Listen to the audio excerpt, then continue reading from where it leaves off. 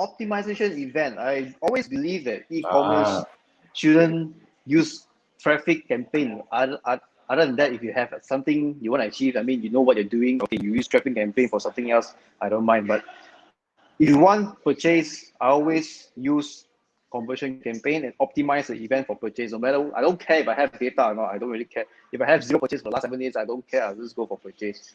Although the first purchase or maybe the first time purchase might be very, very expensive, like what I said, break even. If I can break even, good. Then if I don't break even, I still get the data. I still get the emails, their phone numbers. So as I keep going, I'll have more and more emails and more phone numbers to create a better lookalike audience. So this is the number one mistake for e-commerce. I always go for conversion campaign. I don't believe in going for traffic or something else to build. I mean, to warm up the audience first, just straight to the point. If you're selling low ticket products or high ticket, maybe you're talking about 400-500 ringgit type of product, you need to educate them and stuff like that. So that time traffic will make sense. Right. Because you need to qualify those audience, those who are interested to click into your website and then retarget those audience and then provide them more stuff like testimonials and stuff like that.